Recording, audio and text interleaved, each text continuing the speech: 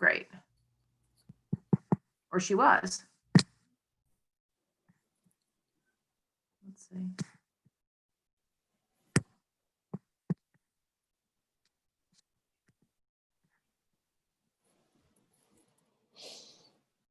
Okay. Looks like Dr. Thomas was on and then might have jumped off. Maybe she's having internet.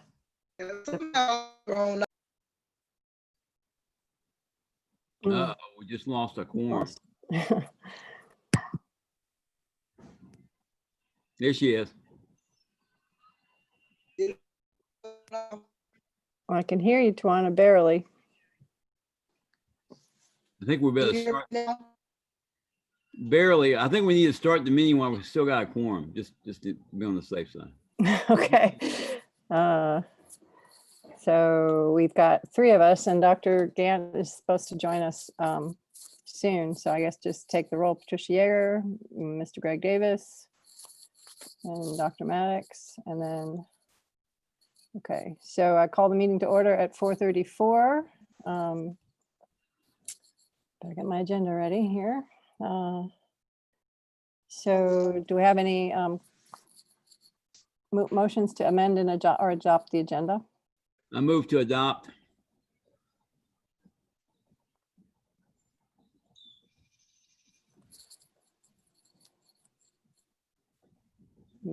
Dr. Maddox is present.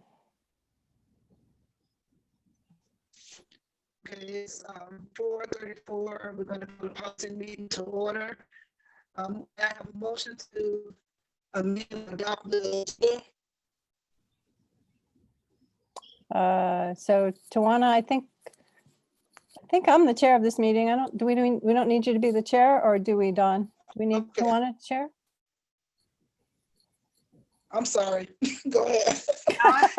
Long meeting, Tawana. I thought you said no. I thought you said Tawana, so I got going. Sorry. No, that's good. I just need you to second the amendment or the adoption Second. of the agenda. Okay, and then all in favor? Second. Say aye. Sorry. Aye. That's okay. Aye. That's the other meeting we have to have today. Yes. All right. So did anybody have a chance to look at the minutes? We need to approve the minutes from the last meeting. So Y'all move. hear me this time? Second. All in favor? Aye. Aye. Aye. Thank you. Hello? All right. Someone was trying to say, can we hear them? So was that you, Dr. Thomas?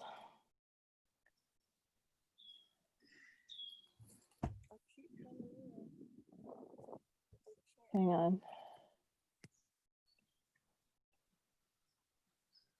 I had gotten thrown out twice. It could have been me, and I came in. I heard you say my name, but absolutely, I got thrown out twice, and it just reconnected by itself. Not sure what's going on.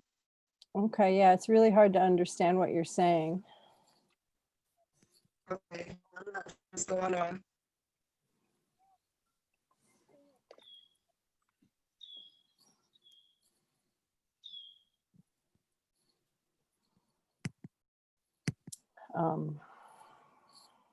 Sorry, my meeting agenda just vanished and I can't read the small ones. So hang on just a second. Well, the next step would be the superintendent's report. Okay, thank you. Dr. Thomas, do you want to fill us in on anything?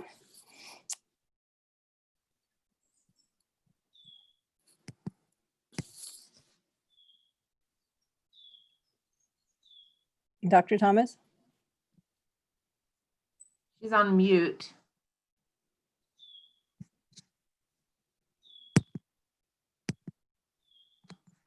It's like she's having trouble getting off of mute.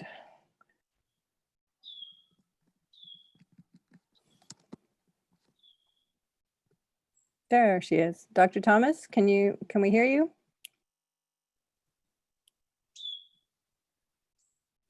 She says, I'm in, but I can't hear. Huh. Okay. I see Well. you, but I can't hear Oh. you. Ah, now we can hear you. but she can't hear us say that. I'm gonna write a note to her.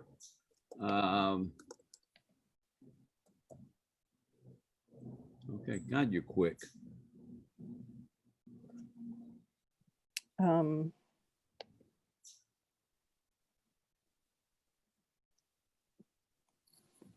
Well, just ask her if she's got a report. Okay, she says logging off and trying again. Okay.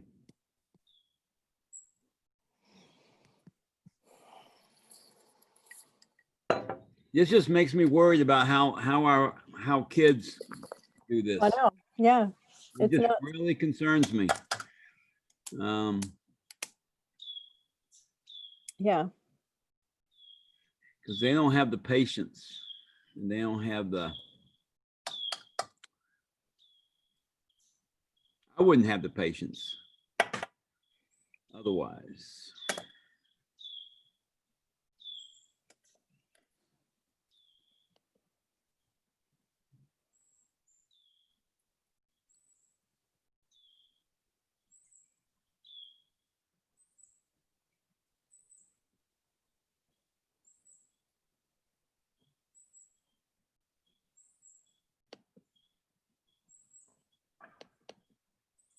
yeah, I like my background. Today it is Sapelo Island Ferry Terminal. Can you see it? Beautiful blue. Well, ever since I turned myself upside down and couldn't straighten it That was great. a few months ago, I don't touch that stuff. That was pretty funny how you turned yourself upside down. That's cool. Yeah, I just couldn't get it right though.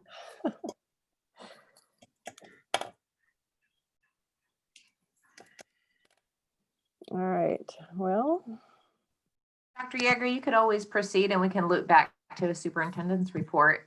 is that true? Because I don't really have a much of a policy chair report either. Let's just go ahead and Just start talking about the attorney's memo. yes. Okay. Let's proceed. Item F. We'll loop back around. Well, and remember what we've been doing is just taking that up in order, so. Okay. Yeah, which I think is All right. better. All right. So then the first thing on the new business is the schedule. I don't know if y'all had a chance to look at that. It's Is it the same schedule we already adopted? well, so this is, so what Dawn tells me is that we need to every July Oh, okay. plan the schedule for the year. Okay. And yes, it's basically what we've been doing, which is the third Thursday of the month, following or preceding the work session by 2 weeks. And we do have a policy that whoever writes down the schedule has to attend whether they work for the school district or not directly. So Don will be at all these meetings. Oh. Try, Mr. Davis, good try. Wishful thinking. So, oh, I hear Dr. So- Thomas. And one Yes, time- I'm here now. I can hear you. Oh, Okay. good. Hey, Dr. Thomas. Dr. Yeager, and this schedule is with full acknowledgement that it is entirely possible the policy committee will change its constitution of membership in January when new board members come and the committees are formed annually. And so each year, in January, if that happens and there's new committee members with different teaching schedules, work schedules, or otherwise, we can always loop back and modify the policy committee meeting schedule, but it does help to go ahead and get them approved so we can post them and be in compliance with the Open Meetings Act. So, but it's all flexible and can be changed with enough notice. Okay. And the only other question besides if the third Thursday works is, I think there was some conversation about maybe moving the time again from 4:30 back to 4. Yeah, I prefer 4, just because it gets us done sooner, and also if we have something else going on at 5:30, it gets us done sooner in time for that event, whatever that event sometimes is. So, but I'm I'm free on Thursday afternoon. So if Dr. Maddox, are you available at 4 most days, or is 4:30? She said she could not hear us. I'm back in. Okay. You're back? Okay. Can you hear me? Yes, Can you hear me okay now? perfect. Okay, good. That was better, yeah. Okay, good. Yes, okay. 4 o'clock, 4:30 is really pushing it. But 4, I definitely know. Oh, okay, so stay with 4:30 for you. Yes. Okay. Is it better to do another day, or is Thursday still your best day? I have Thursdays reserved for the board. Okay, all right. So we'll keep it Thursdays at 4:30, I guess, and just try to be efficient. Do we need to approve this? Yeah, okay. Yep. So moved. So we have a second, Second, all in favor? Aye. 4 aye. o'clock 4 o'clock on the third Thursday of every month. Thanks, Dawn. 4:30. 4:30. 4:30. I keep trying. Okay, 4:30. 4:30. All right. Do we want to loop back and get the superintendent report? Yes, that's fine. And actually, Dr. Yeager, I do not have anything right now related to policy. I know we're continuing based on our cognitive work to review policies and make updates. And then I know that there had been discussion about utilizing Georgia School Boards Association to help us with some of that policy work. So I've just been waiting to hear more from Dr. Gant on what the decision is moving forward with that. Yeah, But otherwise, that's all that I have. yeah. And so there's two things on that front. I'm still waiting to hear back from the person from GSBA who was going to talk to me. But then also Mr. Pruitt had a connection that I was going to talk to another member of a school board that That's works right. with That's them. right. Just remembered, I forgot to follow up with you. There was actually another member of that school board that headed it. It was your counterpart, chair of the policy committee, that Greg suggested might be the better person to talk to. So I'll follow up on that. And that, okay, yeah. So I'm hoping to have those conversations during the coming week. And see Dr. if we Yeager, I think we were all a couple weeks ago doing the same thing. I also reached out to GSBA just to inquire what the process would look like, given that we're no longer in the Symboli system. Right. Yeah, and what they told me is they could still do a policy review for us, but they would typically, for a county, a school district who's in Symboli, they would actually make notes in that system. And so this would be not insurmountable and not impossible, but basically they would provide Word documents back to us with any suggested comment, and then we would need to upload them into board docs as they were revised. It's just one more step because we're not operating within their system, but they sounded like they were still willing to engage with the review if the committee so desired. Okay.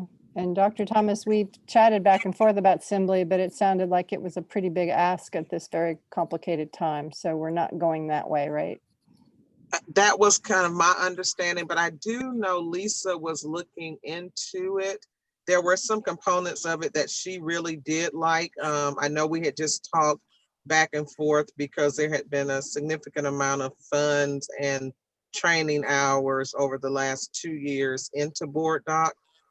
And I think we heard, if I'm correct, Dr. Yeager, there were kind of a couple of different quotes we had heard about moving back over to Symboli. If I'm correct in that, but I know that Mrs. Palmer was going to reach out to them, and I think she already did that, just to see what the options were and how viable that change would be. So I can follow up with her to see where she is with that. Okay, so it could be sort of on the 6-month horizon that we think about switching or not switching. But then that would be Right, so go ahead. I would guess financially, if we can do it, we would have to do it probably would do it now or at the end of, at the beginning of the next budget cycle, I would assume, based Okay. on the cost. So I can see with her, I'll reach out to her this evening and check the status of that. Okay. So that might be relevant. Well, you said that they'll do Word docs anyway, but then it's additional time and fuss. So if we're going to do the policy revision with Assembly, that seems like it makes the most sense. But again, the timing, I'm going to be the last person to tell this district that we need to completely change everything right now in the middle of this chaos. So Right, I right. think we can fix the policies that we need to fix with or without their help before the Cognia review in December. That's the priority. And if it makes it more efficient and better in the long run, sort of on the multi-year plan, Linda keeps talking about thinking long-term. This may be a long-term thing we want to think about, consider anyway. But yeah, let me know what you find out from Ms. Palmer, and I'll do one more lap around with these folks in Clayton County, I think you said, Mr. Pruitt. Muskogee County, Columbus. Oh, okay, Columbus, sorry. And we'll maybe make a decision next week, one way or the other, what we're gonna do. Does that make sense before Dawn totally disappears? Okay. And Mr. Harris, you may have an opinion about this too. We probably should touch base since it'll be on your docket as well, how this looks, right? Is that not? Mhm. Okay. All right. Okay, if that's everything, Dr. Thomas, we'll move on to the first policy that we have a suggested revision for, which is the board ethics BH policy, specifically mentioned in the Cognia report that we wanted to look at. What I understood is that we didn't do something that we actually wanted to do last year or the year before, add something that we need to add for legal reasons. You want to talk about that a little bit? Dawn or Mike? Sure. I'll jump in. So when we were looking back at something in the last couple of weeks, Dawn and I realized, and I think all the board members or certain committee members got my email about it, that apparently when y'all were going through BH a while back and decided to sort of do nothing, everybody forgot to do the one thing that we legally need to do, which is update those two items that have been changed because there was a statute passed that then caused the Board of Education, the state board, to need to change that to comply with the statute. So that is the new model code, and we need to update that. Okay, so there needs to be no discussion about that. That is just I'm just amazed that I let that slip by, or that I wasn't more aware of it, because I knew about the law, but I didn't even think about the code of ethics and how that impacted it, or the law impacted the code of ethics. So at the moment, I just see the one paragraph that's in position 7 of domain 5. Is that the main change, or did I miss something? That's right. The wording of number 7 changed, and they added a number 8, and that's all that we're doing. Added 8, okay.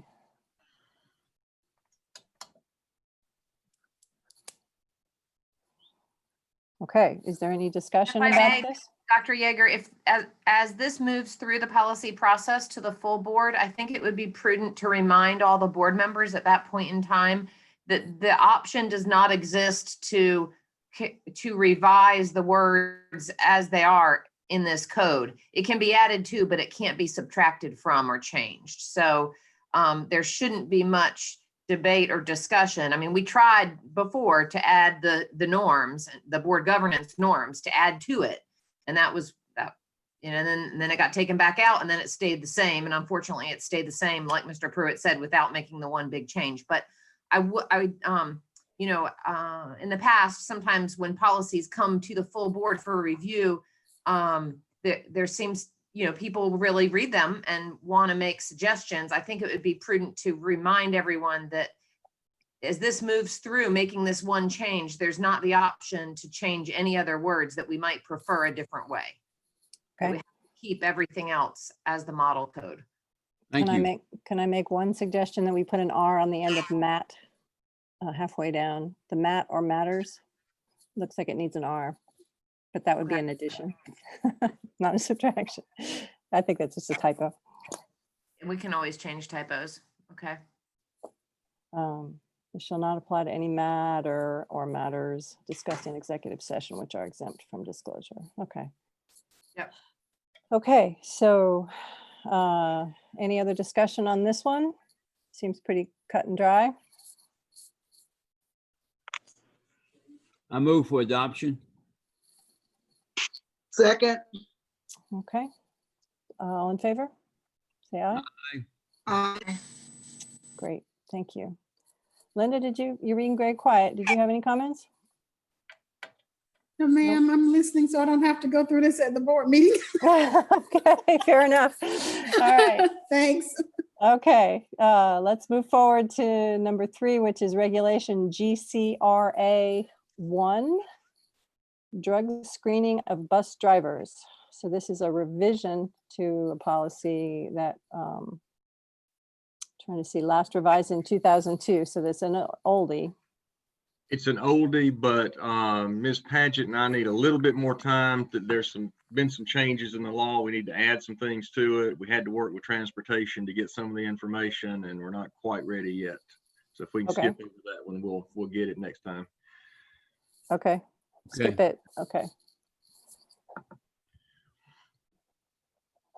All right. GPB, professional personnel reemployment. This is a review of a policy that was last revised in 2011. And it's compliant with the law. So it's basically just a review. Did you have any other comments, Meredith, or? This is just it's very much in line with the Fair Dismissal Act, non-review, renewal, and other policies that we've got. So while it's not required, we don't really have any changes that we would need to make here. Okay. Any other comments about this? It's 2 paragraphs. Superintendent shall recommend to the Board of Education those certified teachers and other professional certified administrative employees who've been recommended by their supervisor for reemployment. Now this says May 15th, and I know we changed some of the other dates of decisions to June. Is this one? That's right. I was thinking the same thing, Dr. Yeager. I know that some things have changed now to June 15th, such as getting out of contract. So does that relate, Mr. Pruitt or Ms. Paget? It is similar. The PSC now gives them until June the 15th. So do we need to change that?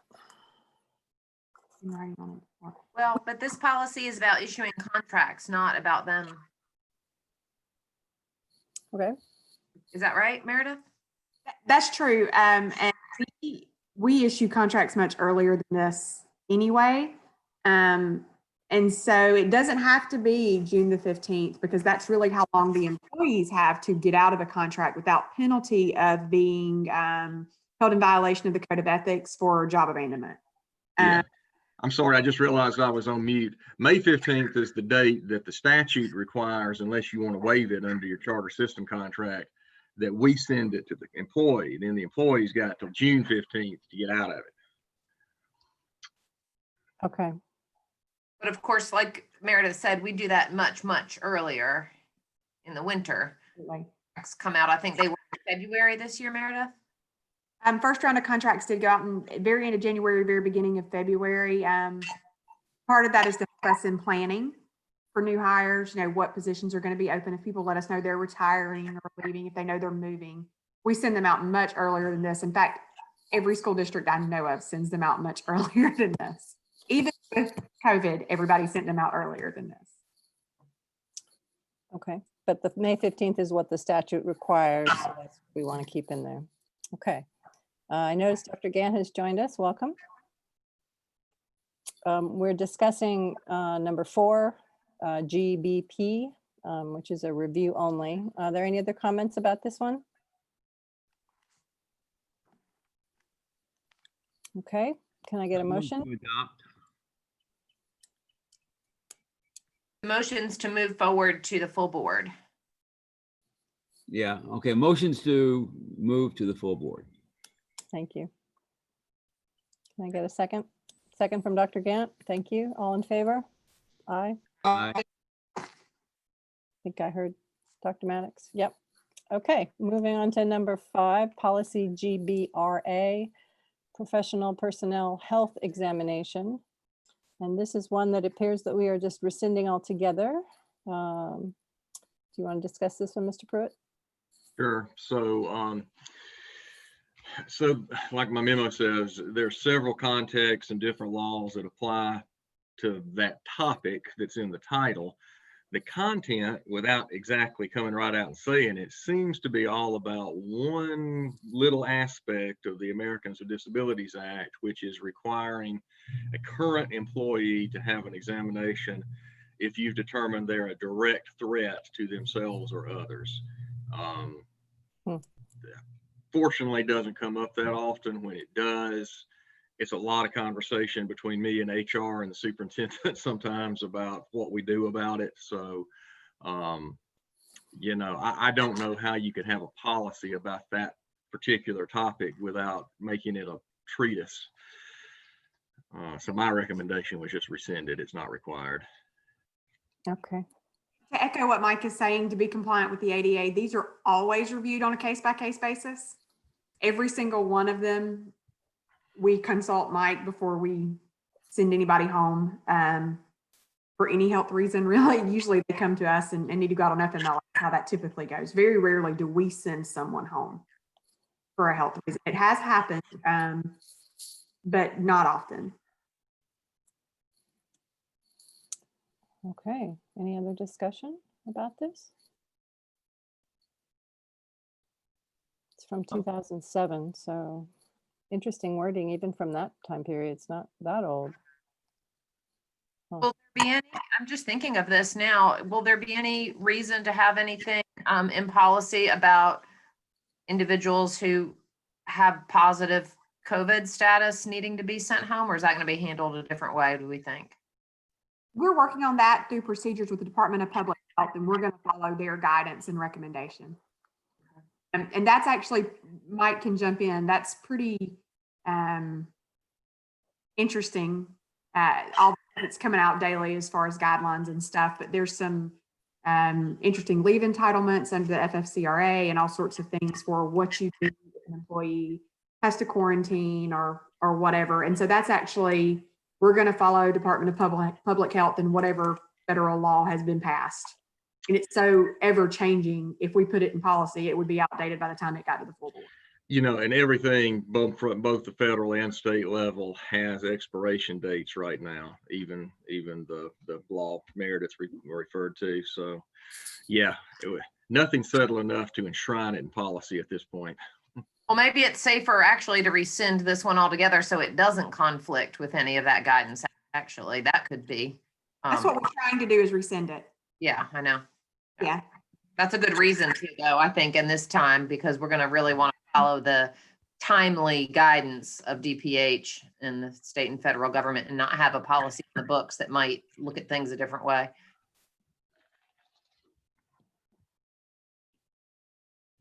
Okay. Any other comments?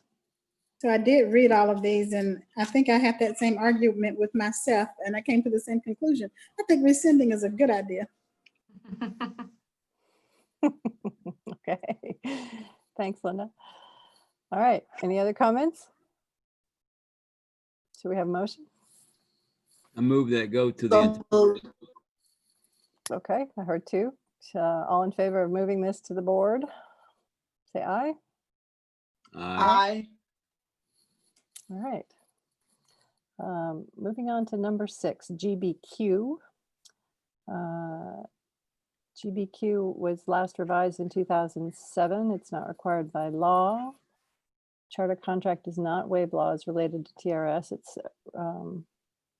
they're required to become members of the retirement system for which they are eligible. And this is just a review, right? There's no problem here. Meredith? No problem here. Mike did note in the attorney memo, he was wondering why we have the 4-month notice. It's quite honestly because TRS takes a very long time to process things for most people. And so that allows them to have time to have their benefits in place when they retire. And if someone has something come up and they need it to be expedited, we don't ever force people to give us that sort of notice, but we want them to be aware that we can't control TR any more than we can control state health. And the earlier they start, the better. And so we really try to reinforce every year to let us know if you're retiring early. We know they get a backlog. We know it takes a long time and you need your retirements. That's really the only reason for the time guidance. And we would never penalize somebody for not giving us that notice, but we do want people to know that it takes a long time to get their benefits going. Can we add a word of, we recommend that they give this 4 months notice rather than must? Must is a pretty strong requirement. Maybe I we mean, want to recommend that the completed package be submitted. The 4-month notice.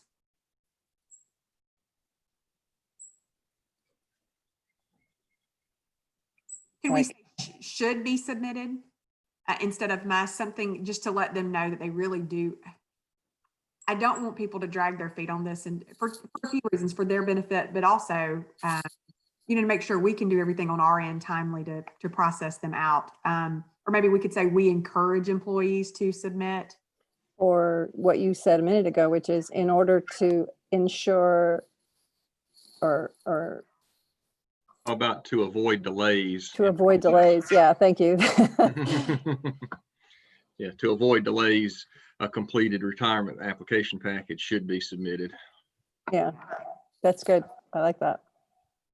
You're hard.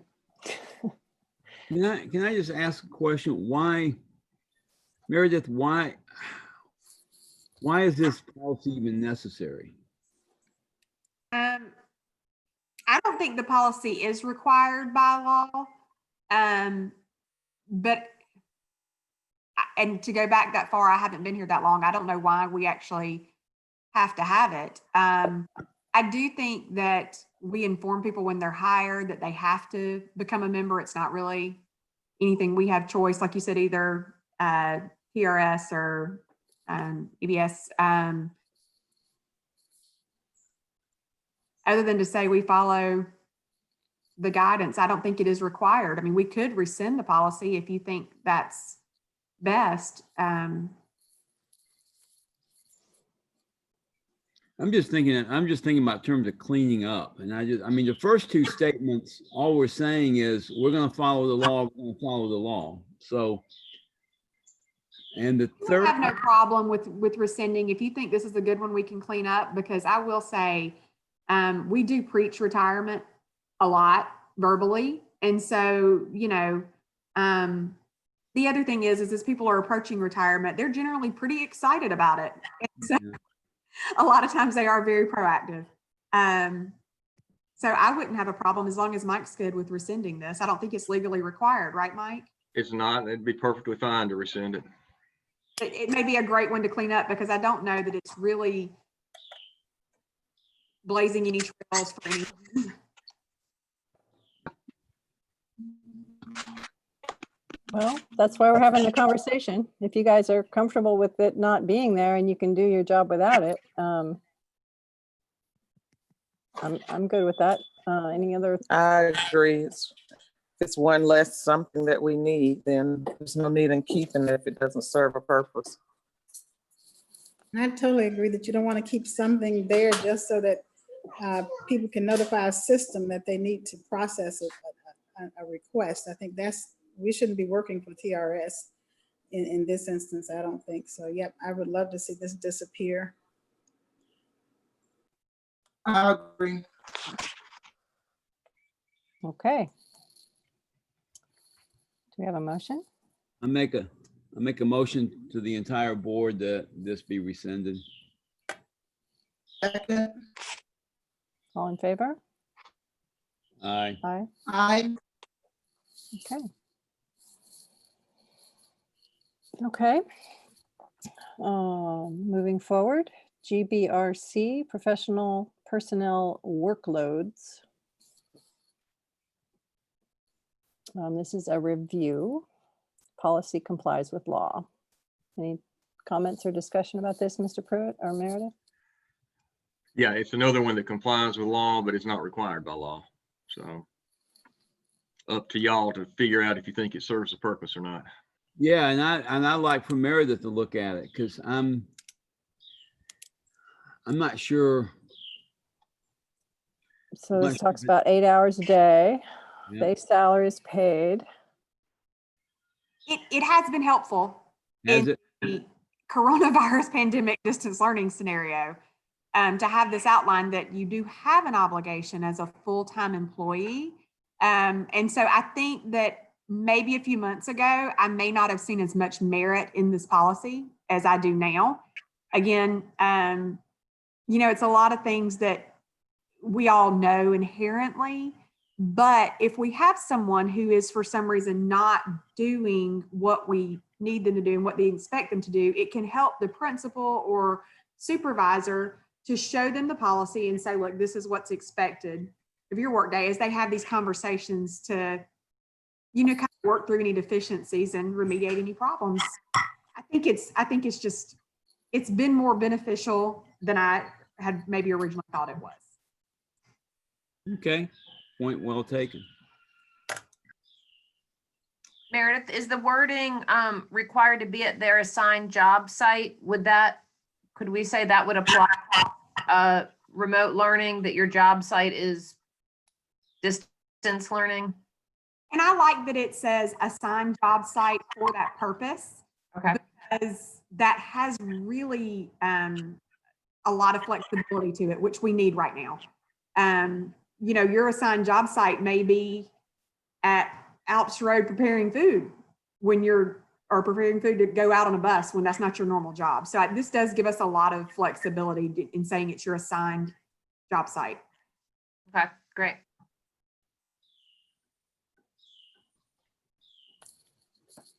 Okay, so this was last revised on the 2014, but we're not suggesting any revisions. So we've reviewed it and just move it forward. Do I have a motion?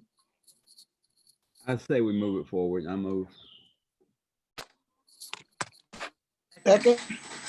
Okay, all in favor? Aye. Aye. Aye. All right, that one moves forward.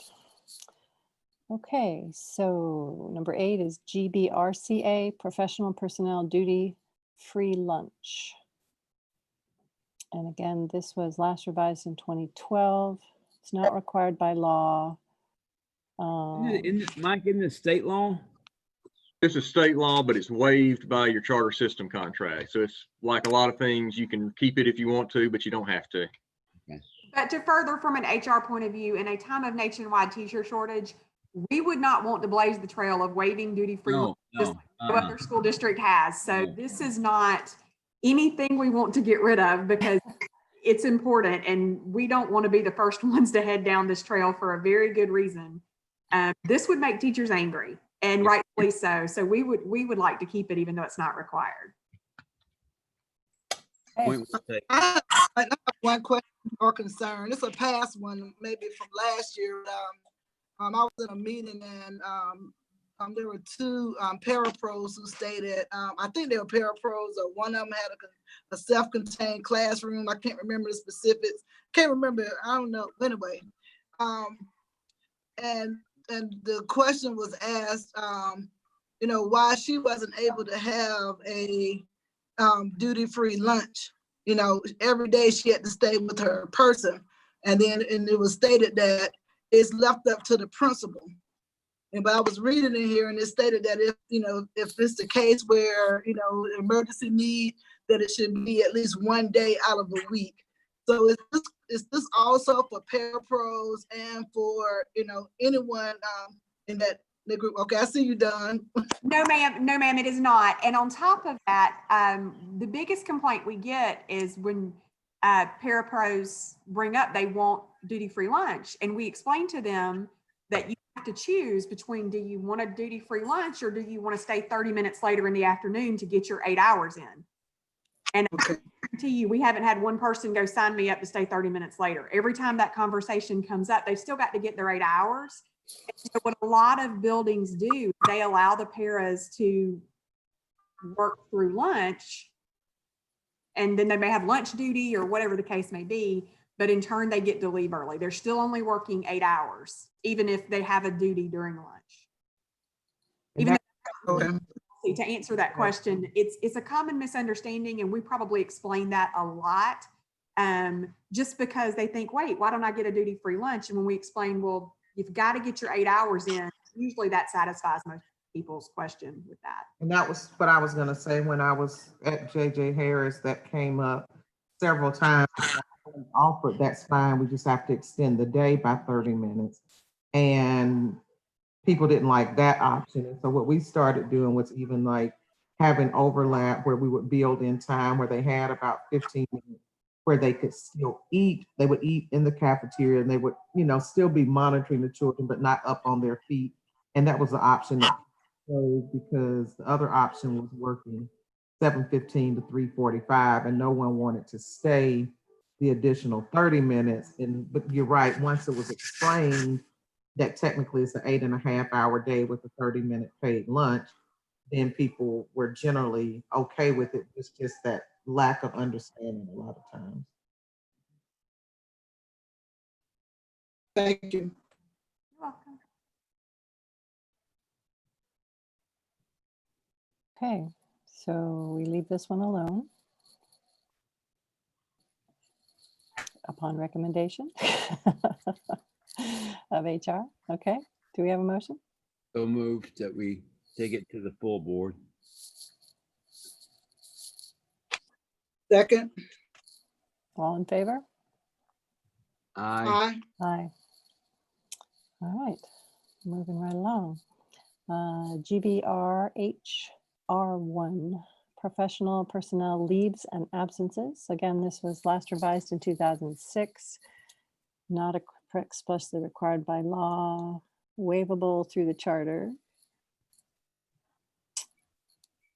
So, Mr. Pruitt, you want to comment?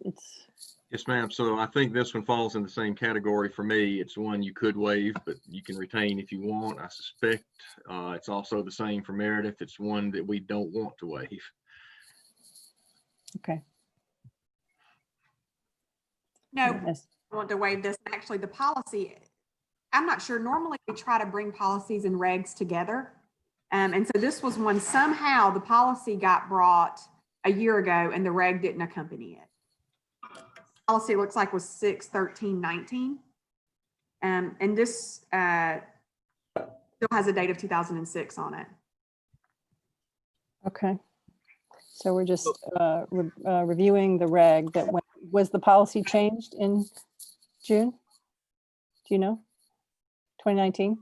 I don't believe it was. I would have to go pull that. Dawn's shaking her head. You're muted.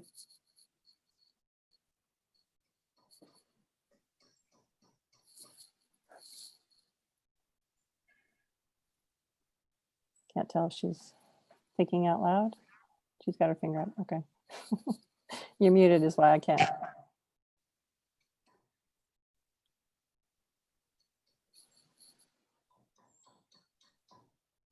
Sorry, I'm looking back.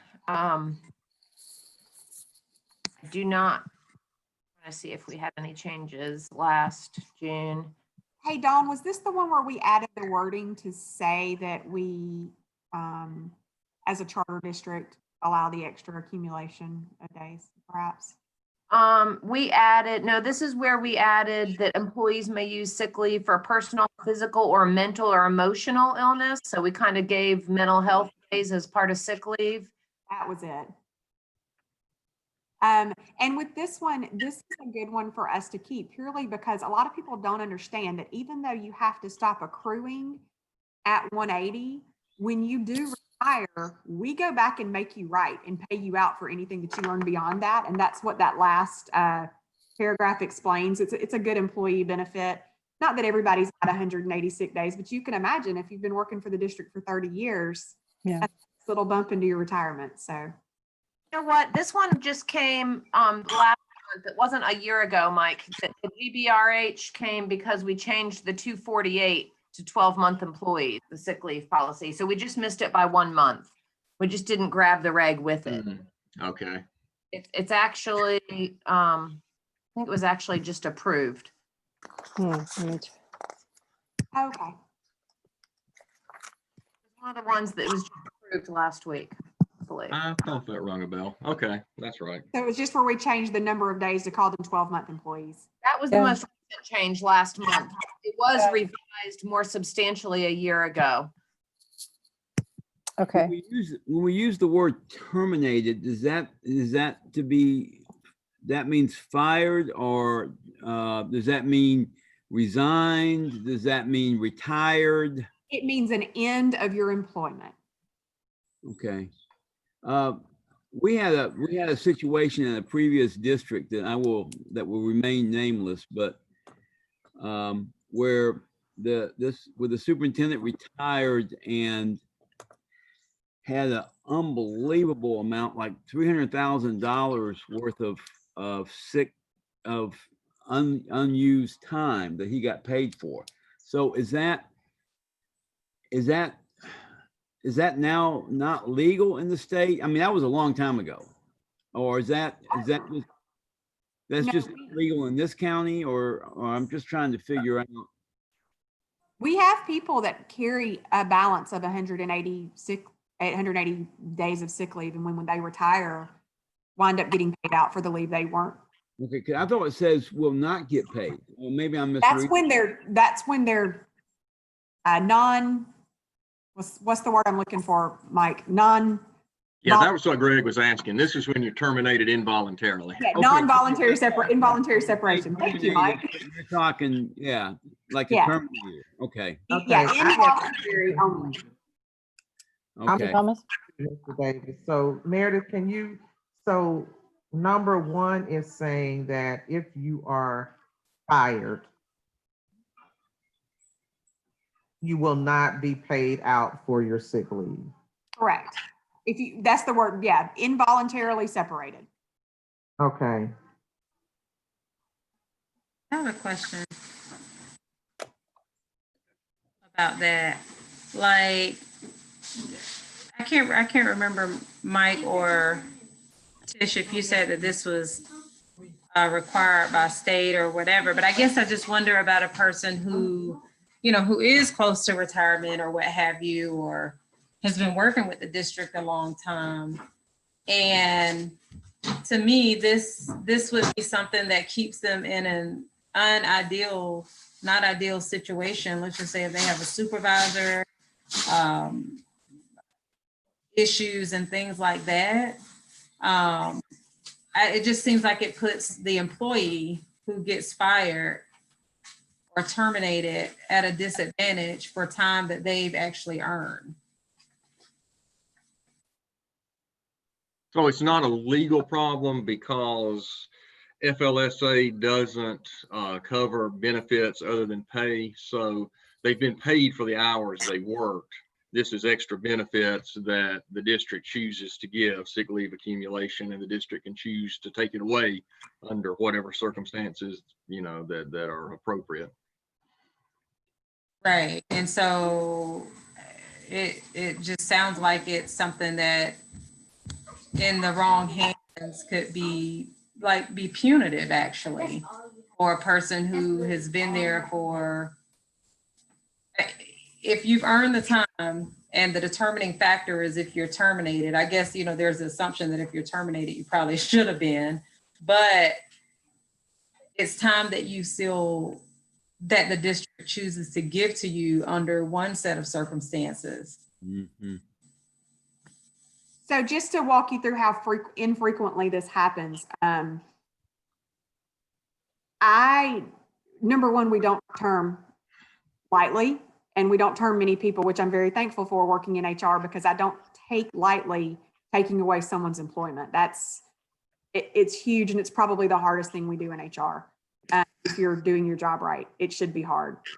We don't term many people, and there have been very few people, and I'm going to say people who maybe fell onto some sort of registry would be the exception, where we didn't allow them the opportunity to resign in lieu of termination so that they could get their benefits. And that's just good practice. It's just kind. And that's what we do. We try to, even when it comes to the point that we have to part ways with an employee, to be kind to them in that process. There's nothing to be gained from not being. And so I can't in time, and I've only been here for, 4 or 5 years. So somebody could go further back than me where we haven't offered that resignation in lieu of term, because it's really the same under the law. What that doesn't impact their unemployment, it doesn't impact anything because they ask you. Mike, you want to? Yeah. Yeah, so, I mean, that's obviously a matter of policy and practice. So if they resign, so what you're saying is if you accept resignation in lieu of termination, you still get your accumulated sick leave paid out. And you're right, for unemployment purposes, that's resignation under duress. It's an involuntary termination. They will get their unemployment. And, to their not benefit, every school district in the state that I know of, when you apply for a job, ask, have you ever been terminated or resigned in lieu of termination? So it's treated as a termination for that purpose as well. Well, I share Lakeisha's concern. I'm just trying, what do other school districts, I'm just trying to figure out, first off, where this policy came from. And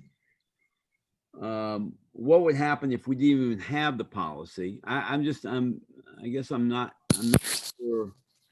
So school district or otherwise, I've never worked for anyone who, if it came to be a pure old fashioned termination, paid out sick leave. Oh, okay. Role that I've been in. However, I'll give you an example of when you probably don't want to do that. Say we have someone who molested a child and we need to fire them and they refuse to resign. That person might get a huge lump sum payout. We don't fire many people in this district and we don't take it very lightly. We really don't. I know everybody who is fired feels it very personally, but that's part of why we don't, is it really is a last ditch option. Another thing, looking at the code section, it looks like the minimum required to carry forward is 45 days under state law. We allow 180 days, practically a whole year. Yeah.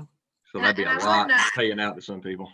Right. And I think, Meredith, isn't it true? Most people who are retiring or sometimes leaving are not going to ask for a payout of sick leave because there's a benefit to TRS to leaving it put. So most people don't take the cash option for their sick leave. If they have enough, they leave it and it can add another year to retirement. Right, but you can only roll 180 days into your retirement. So if you have more than 180, that's when we go back and pay you out. Right. I can't accrue more than 180. They would lose it. Yeah, let me ask another question then. In 2010, I was terminated from Clarke County School District because my job disappeared. Now, where would that have fallen? I would have to go pull the RIF policy and go through that because I was not here in 2010. I'm thankful that we have not done a RIF since I have been here. I've done them in other HR roles and they're horrible. When there's a job eliminated, it's awful because then no one's done anything wrong, but there's just less jobs available. But that would be considered a termination by law, would it not?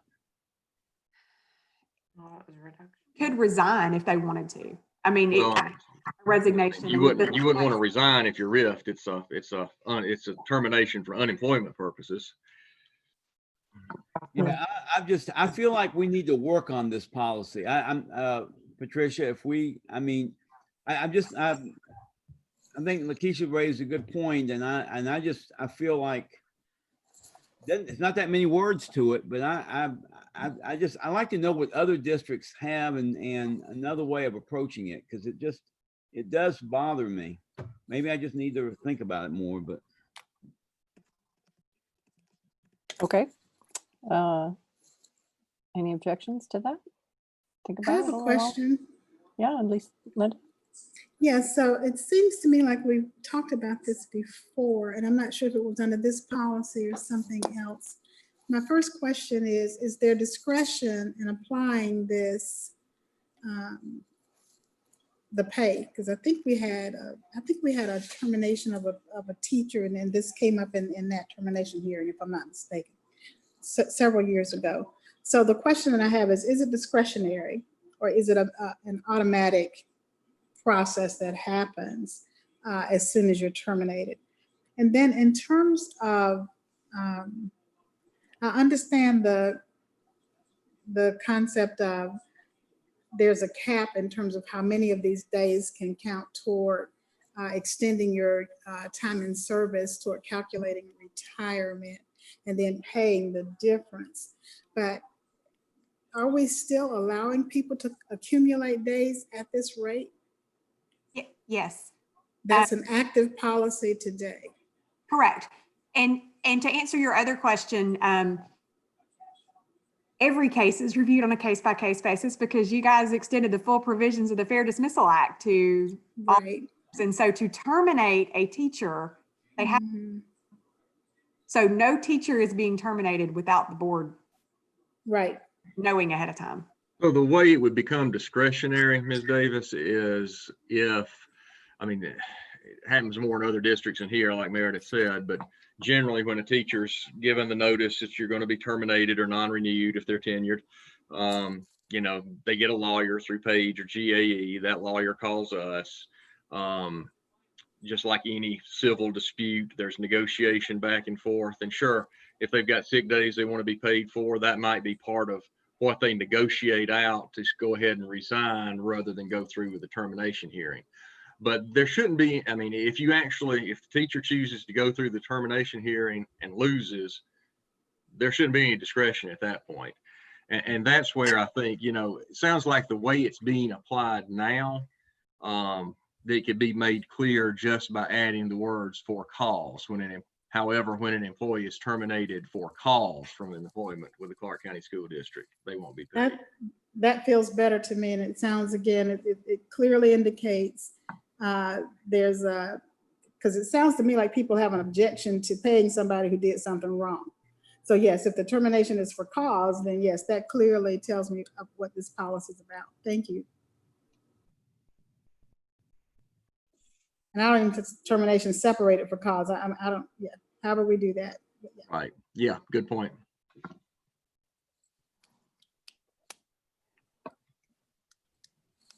Does that satisfy, Greg, your comment, and Dr. Gant, your comment? Still, having actually been terminated from I'm probably the only person here that's been terminated from Clarke County School District.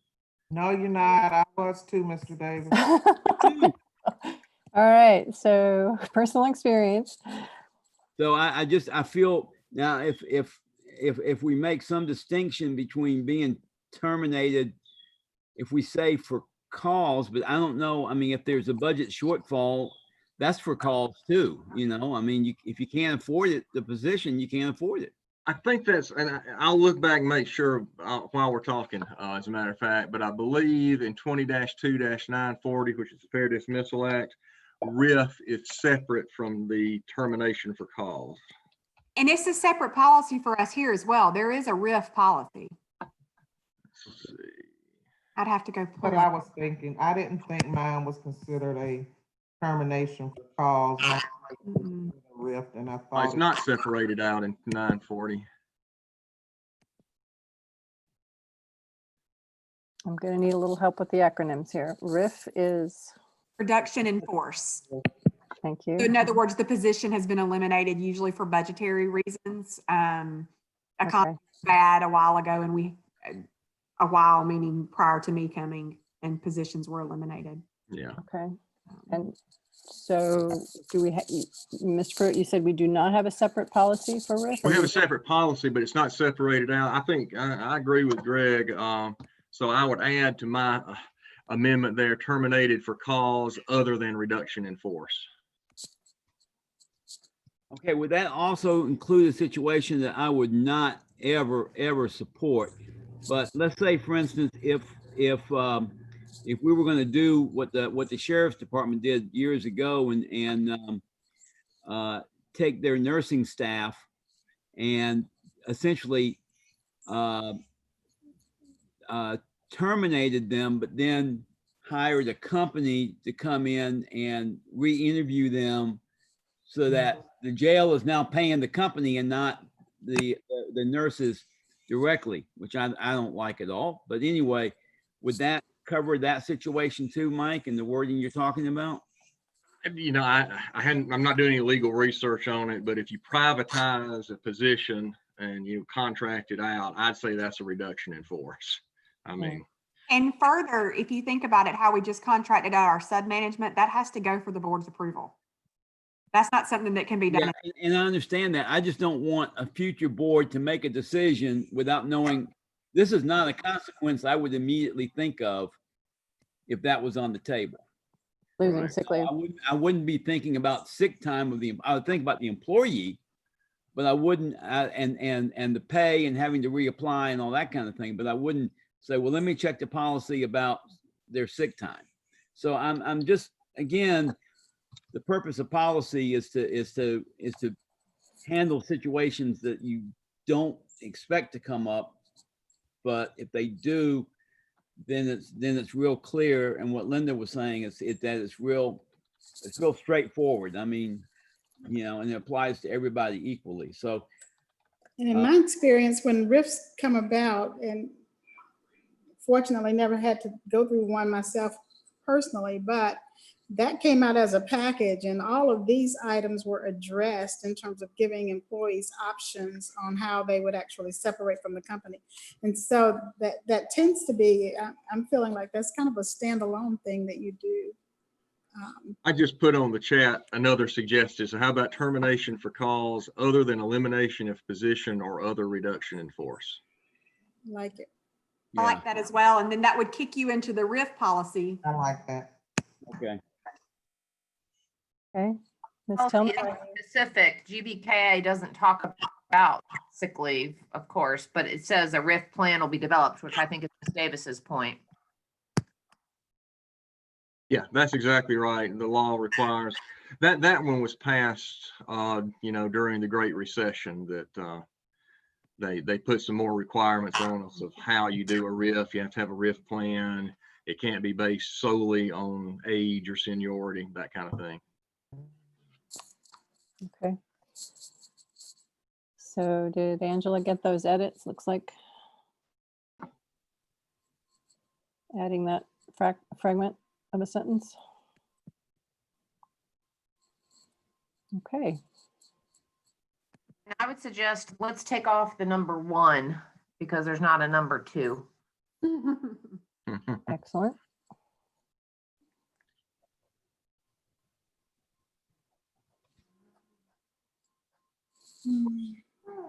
And there's a space needed between the 1.25 and sick.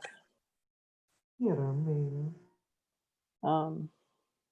He's not sleep calling.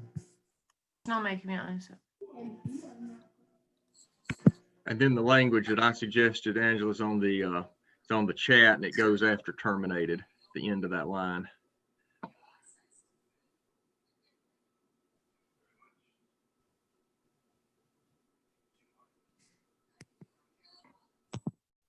I'm sorry, Mike, could you tell me where am I doing this at? Yeah, so you're going that last sentence, however, when an employee is terminated. Uh-huh. So after the word terminated, I guess actually let's go from employment with the Clarke County School District. All right, so after district, let's add, no, not there. Go to the end, go to district before the comma. And add, you don't need terminated. We've already said that. Terminated for cause other than elimination of position or other reduction in force.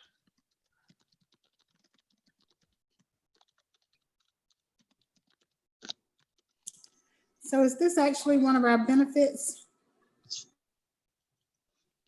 It is a benefit. Yep, it is.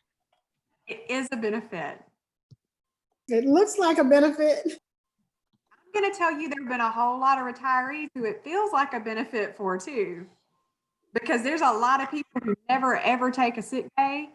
And this has been thousands of dollars. That's me. I got a whole extra year of seniority. with It's the big, time. right, Greg? Yeah. Let me ask another question, Meredith, getting back to, because I like the wording of it, but I'm wondering now, you know, we have this first off, we've had this discussion about regs and policy. This reg reads more like a policy to me than it does a reg. But I don't know what does the policy, I guess without the policy in front of me, I just wonder if because we're only talking about sentences. And I'm wondering if this should be just part of the policy and do away with the reg. I think the reg includes the details like the 180 days and the 1.25 sick leave days per month, and so feels like a reg to me. But so the original policy, with that 1.25, that's state law, isn't it, Mike? In that You're muted. In that state law? Mike, you're muted. I muted. Now you're muted again. All right, now I got it. It's 20-2-850 through 853, and it's really long. And to be honest, I don't know exactly what it says about that. But I think your point is you typically have a short policy and a long reg. We got a really long policy already, and then a reg that adds a couple of 2 or 3 sentences. Yeah, I was just pulling up GBRH. That's the 4-page one. Yeah. So what do you think? If y'all wanted to add this to the bottom and make it 1, I wouldn't have a problem doing it. It's really your call. Mike, do you have any guidance why it would be better one way or the other? I don't. And matter of fact, I'm looking at the policy, and we already have B, accumulation of sick leave. So wouldn't all of this fit very easily right there? Sure, we could add just that 2 little mini paragraphs right there where it talks about accumulation of sick leave. Kind of weird now if you're looking at it, because B, now in the policy, we got 1 short sentence and then the rest of it in a reg, whereas for all the other kinds of leave, The other way.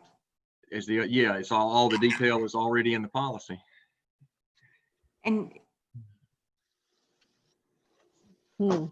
I wouldn't have any problem with cutting those 2 little blurbs and sticking it under the sick leave part in the policy if that's the way you prefer to go. It really, either way is fine, but this does make it less cumbersome as far as the number of things that you need to bring. I mean, this is actually a perfect example. You guys just approved GBRH and we missed the reg.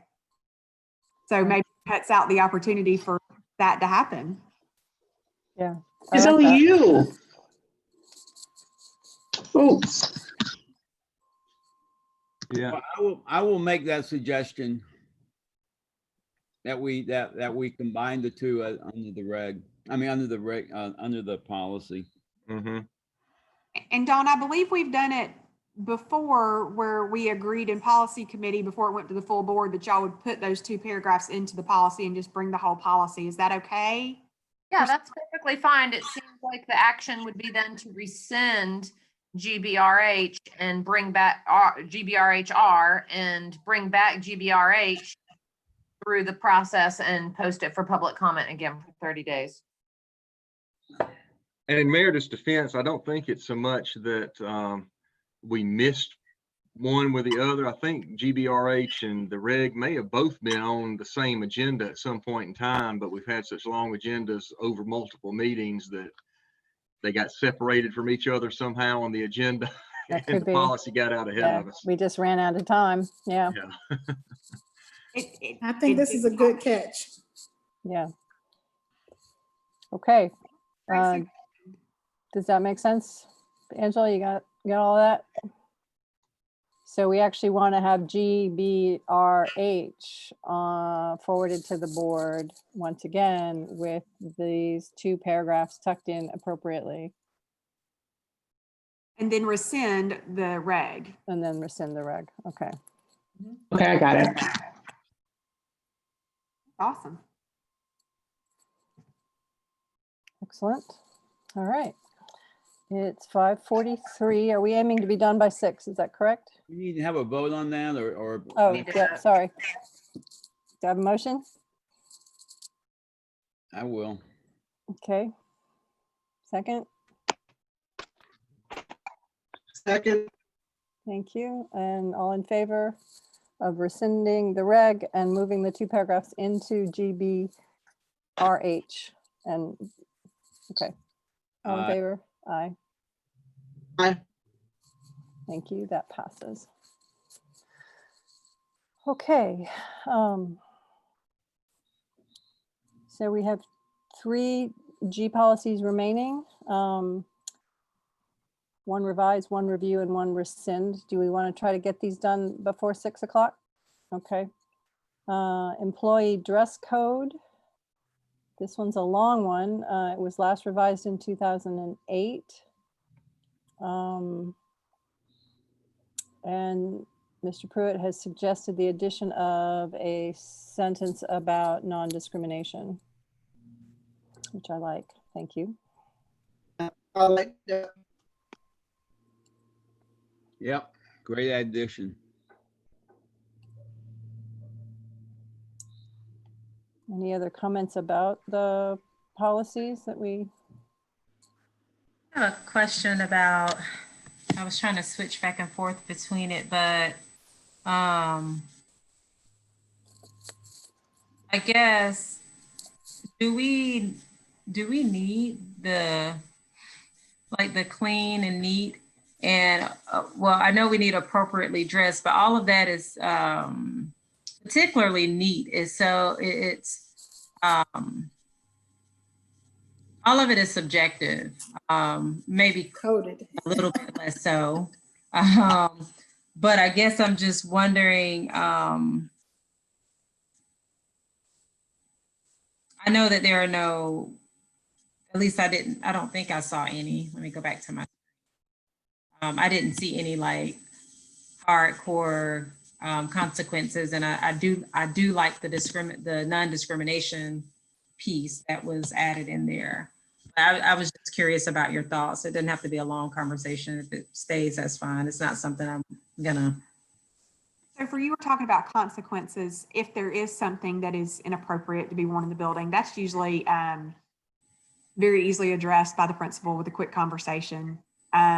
If they had to, they could follow up with a letter. It would just be the normal process. We've had very few things that aren't handled with a very minor conversation. Okay. This is not generally proceeded down a problematic path for us, just because it's pretty good sense to most people that when you work with children, there's certain standards that are required of you for professionalism. Yeah, and I'm not as worried about, I guess when you see the term neat, you tend to think of a westernized view of what neat is, from hair down to, all the way down. And so, yeah, it's sort of like, there are some cultural value or there. But again, it's not something I get the appropriate part. I was just curious about. So do we want to delete the words neat and the comma and just have? I'm fine with deleting the word neat, because I can understand what Dr. is referring to. We have, we're very fortunate to be in the county where we are so just open. But I could imagine in other situations where I completely understand what Dr. Gant's referring to. The word neat being in there is not necessary. We can strike it out. Yeah, take it out. Oh, and I guess I'm just thinking, like, if I come with and I don't think this would happen in Clarke County, hopefully, but if someone came with their hair in a fro or, like dreads or something that may not be, a part of the normal westernized culture,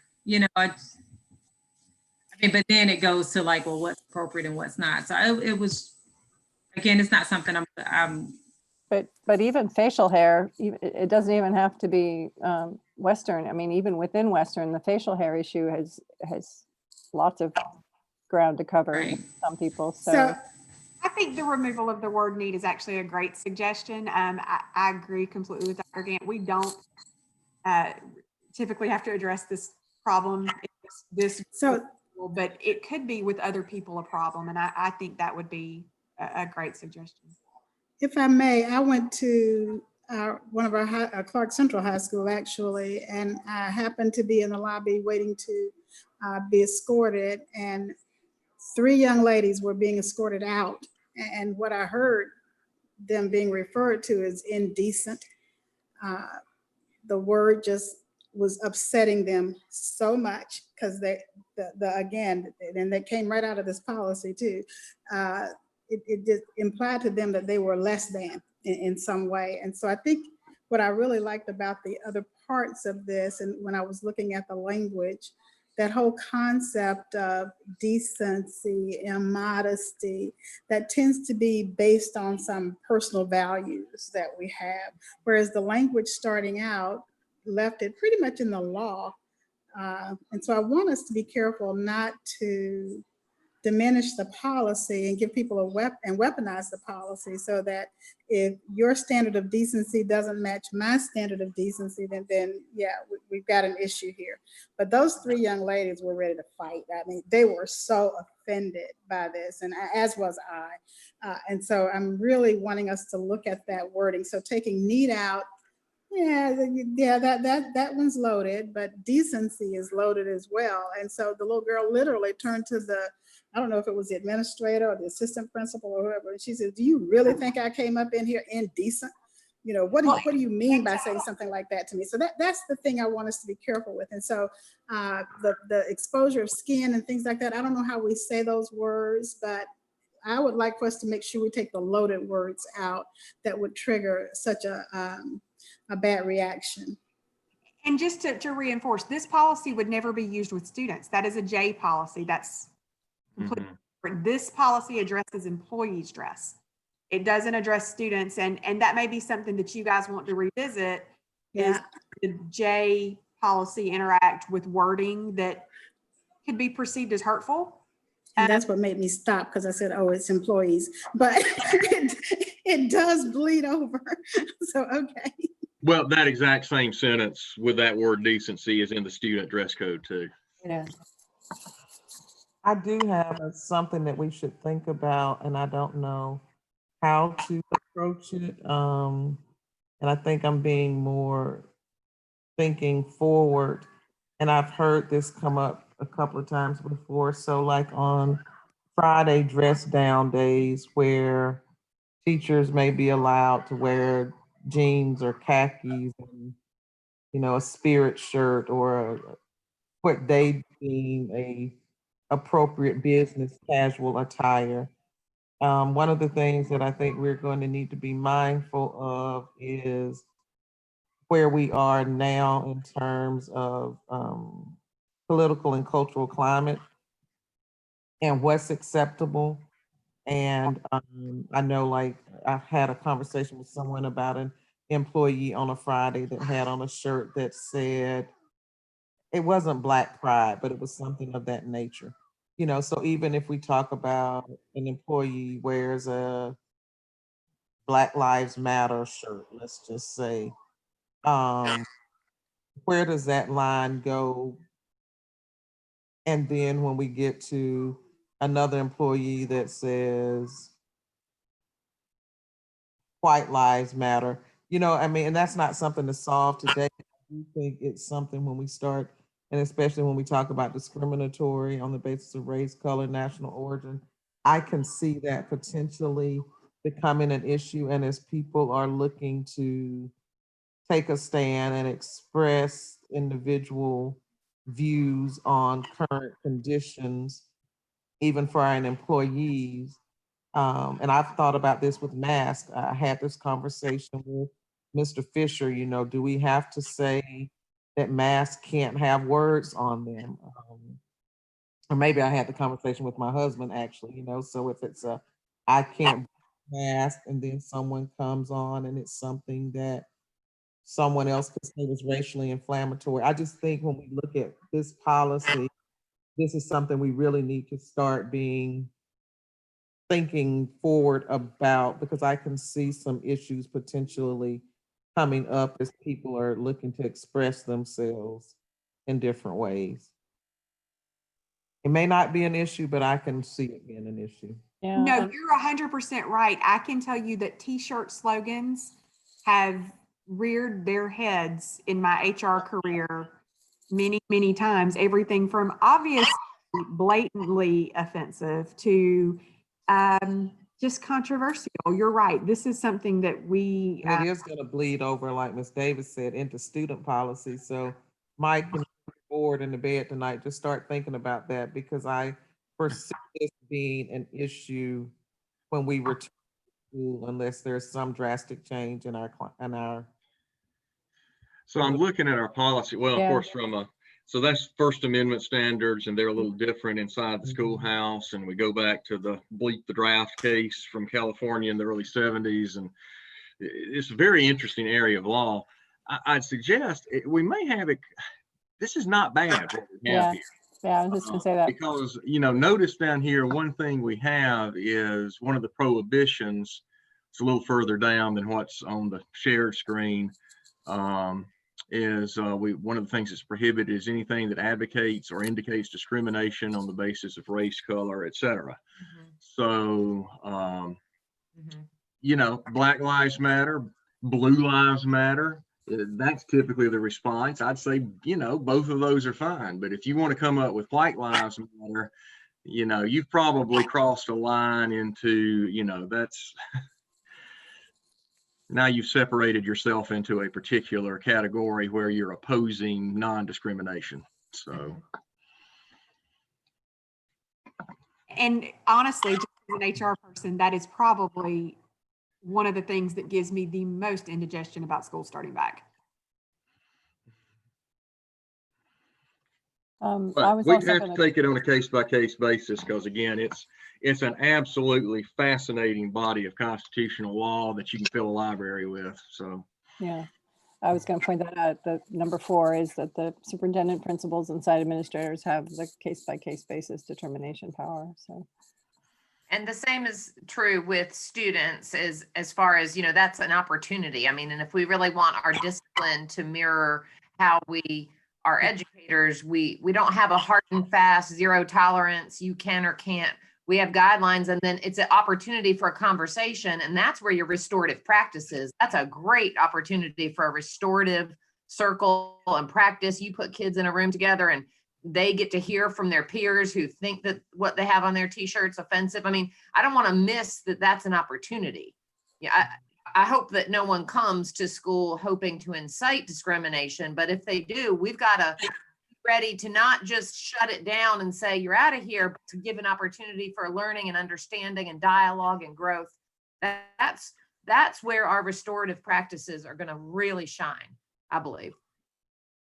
And we've done that. You might remember we had an incident at a high school where there was a social media post that was offensive, and we absolutely handled it in a way that I was so proud of, with restorative circles and opportunity to learn and grow.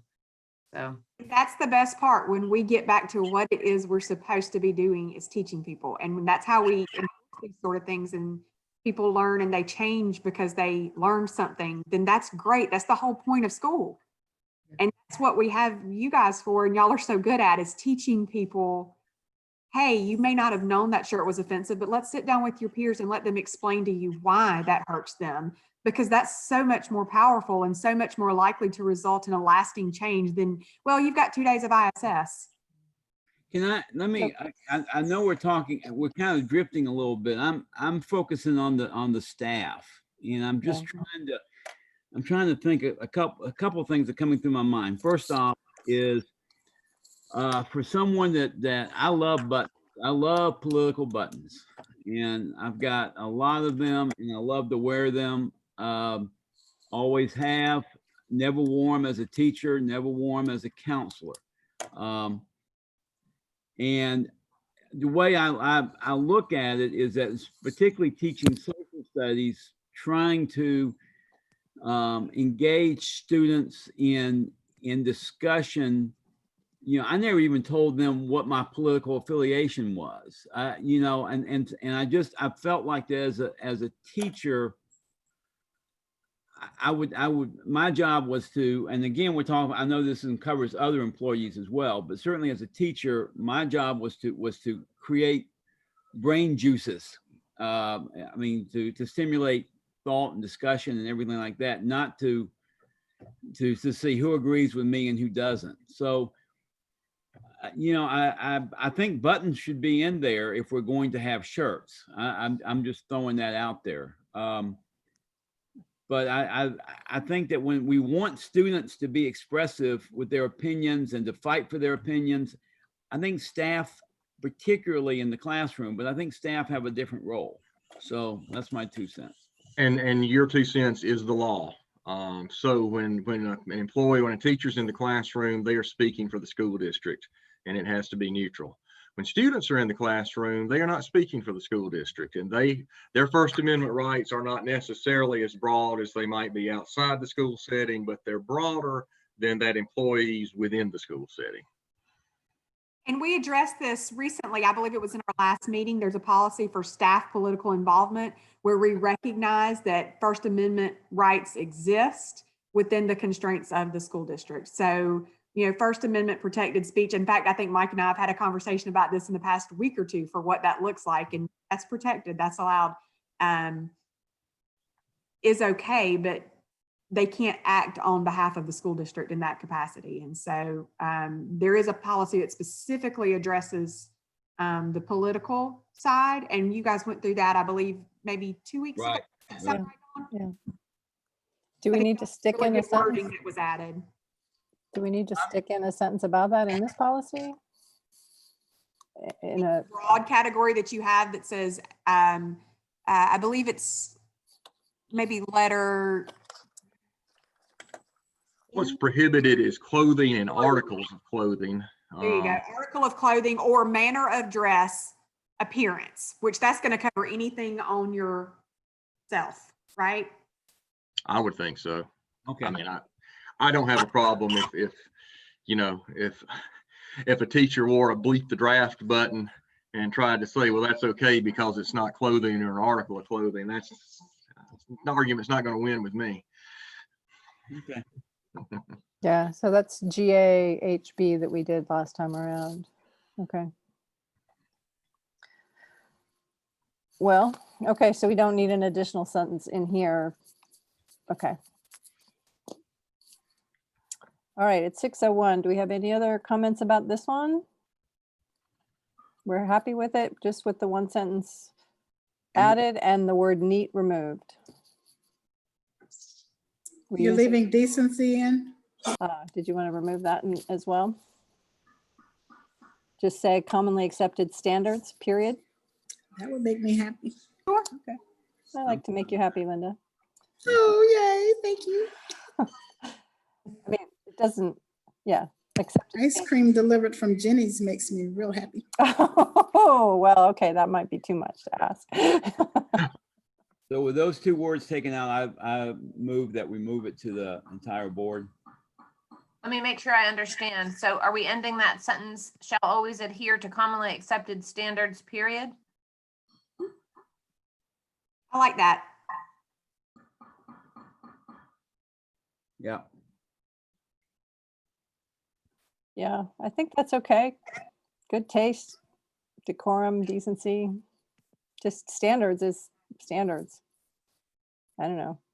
Yeah, my idea of good taste might not be Maybe- the same as yours. What if we want to say professional standards? I thought professional that help? standards is perfect. Yeah. Yeah. I Commonly think- accepted professional standards. Right. Yeah. Like, Agree with that.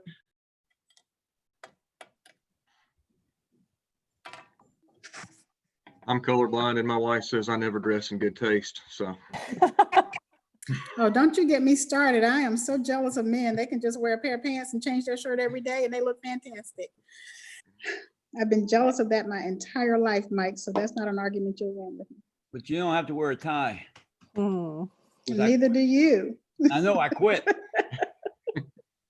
Okay, did we get a motion to move? Did we get a second? So moved. I don't think I got a second. Dr. Gann, you good Second. with that? Okay, all in favor?